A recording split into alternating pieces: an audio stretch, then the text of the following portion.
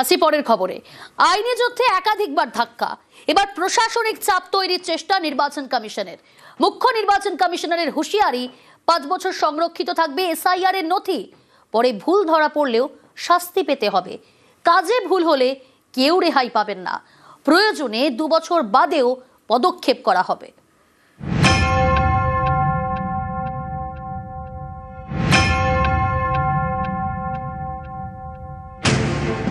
SIR নিয়ে আইনি যুদ্ধে একাধিকবার ধাক্কা খেয়েছে নির্বাচন কমিশন। তাই কি এবার প্রশাসনিক চাপ তৈরির চেষ্টা? এসআইআর নিয়ে শুক্রবার ভার্চুয়াল বৈঠকে বসে কমিশনের ফুল বেঞ্চ। বৈঠকে ছিলেন পশ্চিমবঙ্গের সিইও, জেলা শাসক এবং অবজারভাররা। সেখানেই মুখ্য নির্বাচন কমিশনার জ্ঞানেশ কুমারের হুঁশিয়ারি, এসআইআর প্রক্রিয়া চলাকালীন যেসব নথি নেওয়া হচ্ছে তা কমিশনের তথ্য ভাণ্ডারে সংরক্ষিত থাকবে।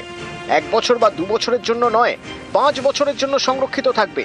কয়েক বছর পরেও ভোটার তালিকায় কোনো বিদেশির নাম ধরা পড়লে সংশ্লিষ্ট অফিসারকে শাস্তি পেতে হবে। এখানেই শেষ নয়, মুখ্য নির্বাচন কমিশনারের হুঁশিয়ারি, এসআইআর এর তথ্য আপলোডে ভুল হলে কেউ রেহাই পাবেন না। ডিএম, ইআরও, এইআরওদের বিরুদ্ধে ব্যবস্থা নেওয়া হবে। 2 বছর বাদেও কমিশন পদক্ষেপ করতে পারবে। এদিন ভার্চুয়াল বৈঠকে মুখ্য নির্বাচন কমিশনার এও বলেন, অনেক জায়গা থেকে ভুল নথি আপলোড করা হচ্ছে। নথি হিসেবে কোথাও সংবাদপত্র আপলোড করা হয়েছে, কোথাও পাসপোর্ট আপলোড করার কথা বললেও সাদা কাগজ আপলোড হয়েছে। এমনই বেশ কিছু নথি দেখিয়ে উত্তর 24 পরগনা এবং দক্ষিণ 24 পরগনার জেলা শাসককে সতর্ক করে দেন মুখ্য নির্বাচন কমিশনার।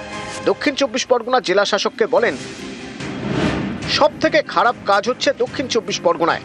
তখন পশ্চিমবঙ্গের মুখ্য নির্বাচনী আধিকারিক মনোজ কুমার আগরওয়াল বলেন, এই ধরনের ভুল হলে শাস্তিমূলক ব্যবস্থা নিতে হবে। মালদা, কোচবিহার সহ বেশ কয়েকটি জায়গায় জেলা শাসকদের ভূমিকা নিয়ে ক্ষোভ প্রকাশ করেছে কমিশন। মুখ্য নির্বাচন কমিশনার ফের মনে করিয়ে দেন,